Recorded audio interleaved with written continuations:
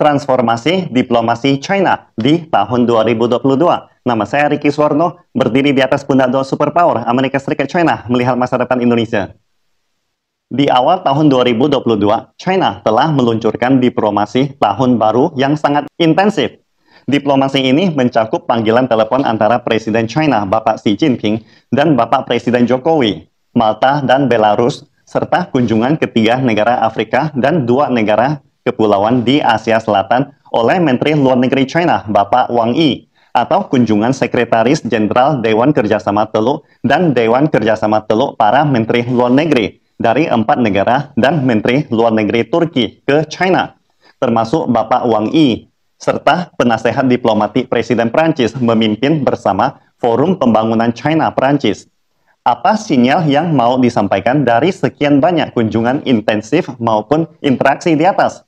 Pertama, target diplomatik China untuk tahun baru 2022, kecuali interaksi China dan Prancis, adalah semua negara berkembang atau negara dunia ketiga.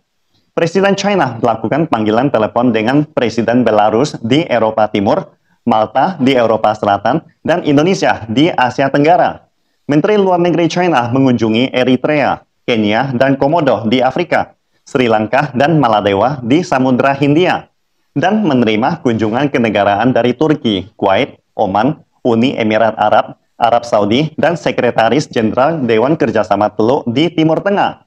Di bawah tekanan Amerika Serikat yang tiada habisnya, China mulai menyesuaikan prioritas dan arah diplomatik mereka. Diplomasi China mulai mengambil inisiatif untuk membangun sistem global dengan ide-ide China. Kedua, China mengusulkan konsep pembangunan damai di tanduk Afrika dan menunjuk utusan khusus untuk tanduk Afrika.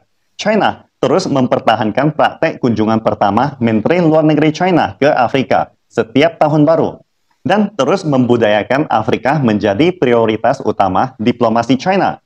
Awal tahun ini, Bapak Wang Yi berfokus ke tanduk Afrika dan mengunjungi Eritrea, Kenya, dan Komodo, meskipun ketiga negara ini sangatlah kecil dan miskin. Konsep pembangunan damai di tanduk Afrika dengan cepat ditanggapi oleh Kenya, Ethiopia, Djibouti, dan negara-negara regional lainnya. China juga mengajukan beberapa proposal tentang konsep pembangunan damai di tanduk Afrika. Pertama, memperkuat dialog intra-regional untuk mengatasi tantangan keamanan, supaya negara-negara di kawasan ini mengadakan konferensi perdamaian di tanduk Afrika untuk membentuk konsensus politik dan mengkoordinasikan tindakan bersama. Kedua, memperkuat dan memperluas dua sumbu utama, kereta cepat Mombasa Nairobi dan kereta cepat Yaji, mempercepat pengembangan pantai Laut Merah dan pantai Afrika Timur, membentuk kerangka pengembangan dua sumbu ditambah dua sisi untuk meningkatkan kemampuan pembangunan mandiri negara-negara dunia ketiga ini, membantu menangani perselisihan etnis, agama, dan regional dengan cara Afrika dan harmonis untuk tanduk Afrika. Ketiga, China mengusulkan untuk mengadakan forum pembangunan berkelanjutan negara-negara kepulauan Samudra Hindia. Perjalanan pertama Bapak Wang Yi ke luar negeri pada tahun 2022 mengunjungi 3 negara pulau Samudra Hindia selain tanduk Afrika, yaitu Komoro, Maladewa, dan Sri Lanka. Sebagai negara berkembang terbesar di dunia, China bersedia berbagi pengalaman pembangunan dengan negara-negara kepulauan di Samudra Hindia dan berkontribusi pada perbaikan diri semua negara. Bila Anda memperhatikan dengan cermat, hubungan antara China dan negara-negara Arab akan mengalami kemajuan yang sangat signifikan pada tahun 2022. Pada awal tahun baru, negara-negara Dewan Kerjasama Teluk dan Sekretaris Jenderal Dewan Kerjasama Teluk telah melakukan kunjungan yang sangat intensif ke China, yang jelas bukan merupakan hal yang biasa. Mengapa negara-negara teluk di Timur Tengah berusaha membangun hubungan kerjasama dengan China di tahun ini? Mengapa negara-negara ini mempercepat rencana aksi 2022 sampai 2025 untuk dialog strategis China dan negosiasi perjanjian perdagangan bebas luar negeri China sesegera mungkin? Mengapa Menteri Luar Negeri Saudi Arabia juga menyarankan untuk mempersiapkan KTT China Arab dalam waktu dekat? Dari fakta-fakta di atas, memasuki tahun 2022, hubungan antara China dan negara-negara Arab akan mencapai terobosan yang sangat besar, dan pengaruh China di Timur Tengah akan semakin mendalam. Di samping itu, kunjungan Menteri Luar Negeri Turki ke China beberapa hari yang lalu memiliki makna yang sangat khusus. Seperti diketahui, Turki terletak di persimpangan tiga benua, yaitu Asia, Eropa, dan Afrika, sehingga menempati posisi penting dalam geopolitik global. Sebagai anggota NATO, Turki adalah jembatan NATO untuk memasuki Timur Tengah, atau hub energi masa depan Timur Tengah untuk masuk ke Eropa. Turki merupakan negara pertama yang bekerja sama dalam BRI dengan China. Turki juga merupakan negara dengan ambisi kekaisaran dan impian menghidupkan kembali kekaisaran Turki. Misalnya, pembentukan organisasi negara Turki pada akhir tahun lalu adalah manifestasi dari ambisinya. Itulah sebabnya Turki berharap mempererat hubungannya dengan China untuk mempercepat pembangunannya.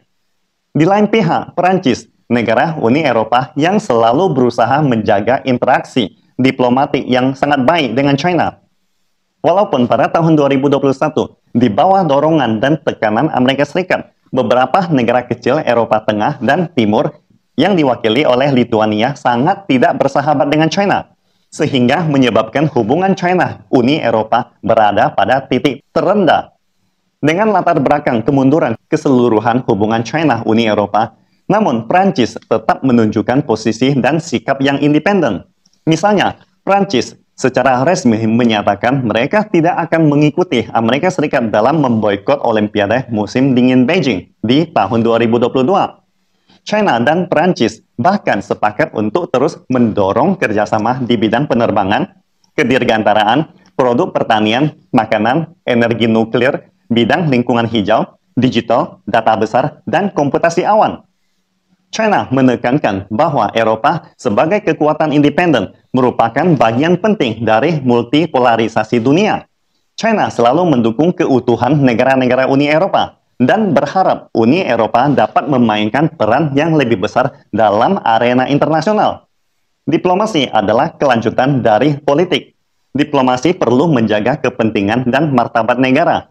Ketika Amerika Serikat dan beberapa antek-anteknya tidak bersahabat dengan China, maka diplomasi China terpaksa melepaskan ilusinya tentang Amerika Serikat dan antek-anteknya, mengambil inisiatif untuk lebih proaktif, menyatukan semua kekuatan yang dapat disatukan, bergandengan tangan dengan sejumlah besar negara dunia ketiga membantu membangun negaranya, sambil mengobarkan perjuangan tegas dalam berhadapan dengan hegemoni Amerika Serikat dan antek-anteknya. Pastikan Anda subscribe dan follow akun ini supaya senantiasa mendapatkan info terbaru tentang teknologi terkini AI berkaitan. Salam Indonesia Maju!